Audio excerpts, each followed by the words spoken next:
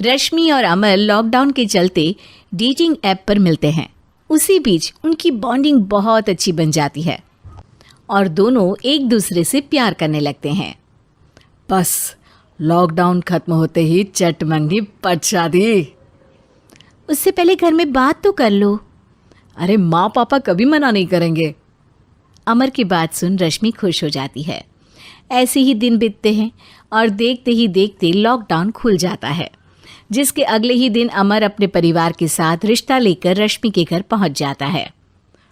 अभी लॉकडाउन खुला ही है और कोरोना तो ख़त्म भी नहीं हुआ, इसलिए ज़्यादा कुछ ना करके अगले कुछ दिनों में छोटे फंक्शन के साथ शादी कर लेते हैं।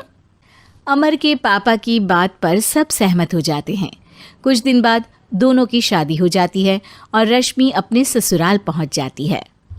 बेटा, शादी तो तूने अपनी मर्जी से कर ली, लेकिन बहू को बोल देना इस घर में हुक्म मेरा ही चलेगा, इसलिए अपना राज जमाने की कोशिश भी ना करें। माँ, रश्मि को यहाँ सिर्फ प्यार, आशीर्वाद और अपनापन चाहिए, पैसा या राज नहीं। बेटी की बात पर सास मुंह बनाए वहाँ से चली जाती है और अब वो हर रोज़ रश्मि को परेशान करना और ताने देना शुरू कर देती है। देखो, ये है आजकल की लड़की, इंटरनेट पर लड़कों से बातें करते हुए इन्हें शर्म भी नहीं आती, और यहाँ तो देखो कितनी सीधी सुशील बनकर दिखा रही है। मम्मी, शादी के रिश्ते वाले इंटरनेट ऐप से जब किसी को कोई दिक्कत नहीं है, फिर डेटिंग ऐप के जरिए मिलना किस तरह गलत हो सकता है? रश्मि के डेटिंग ऐप वाली बात सुन उसकी हैरान सास तुरंत तुनक कर पूरे घर को सिर पर उठा लेती है, जिसकी आवाज़ सुन अमर और उसके पापा भी वहाँ आ जाते हैं। हाय मेरी माता, इतना बड़ा झूठ! डेटिंग ऐप को इंटरनेट के जरिए मिली है बोलकर इस कलमुही को मेरे सर ला बिठा दिया। अरे नास पिटी, तुझे जरा भी शर्म नहीं आई? वहाँ न जाने कितने लड़कों से गुलू गुलू करके तुझे मेरा ही लड़का मिला था फंसाने के लिए। माँ, मुझे तो समझ नहीं आ रहा क्या बोले जा रही हो। डेटिंग ऐप इस्तेमाल करना कोई अपराध नहीं है, और तुम रश्मि को ऐसा कैसे बोल सकती हो?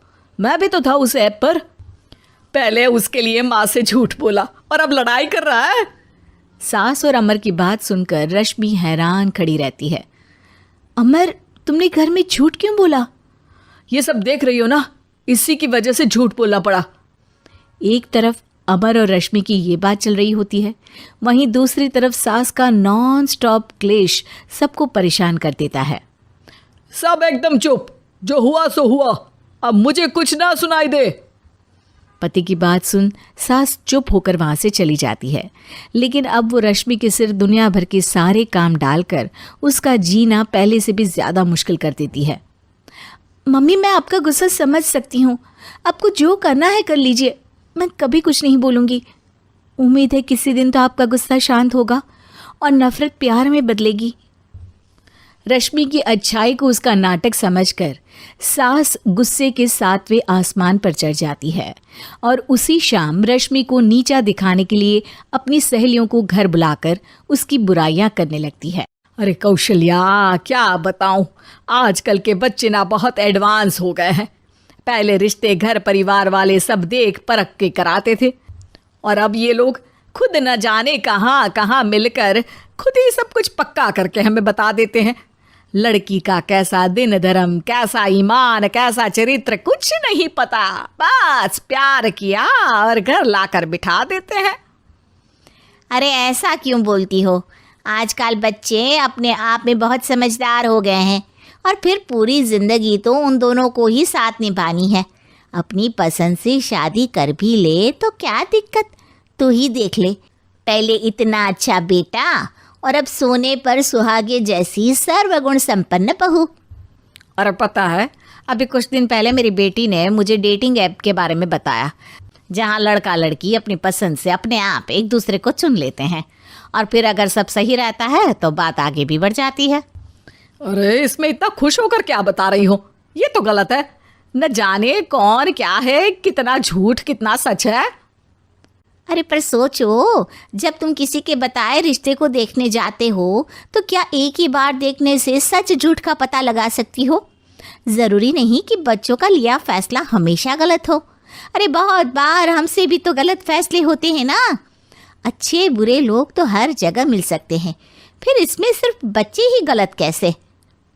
सहेलियों की बात सुन सास सोच में पड़ जाती है और इसी तरह कुछ दिन बीत जाते हैं जिसमें ना तो वो रश्मि को परेशान करती है और ना ही कोई ताना सुनाती है, जिसे देख रश्मि परेशान हो जाती है। मम्मी, आपकी तबीयत तो ठीक है ना?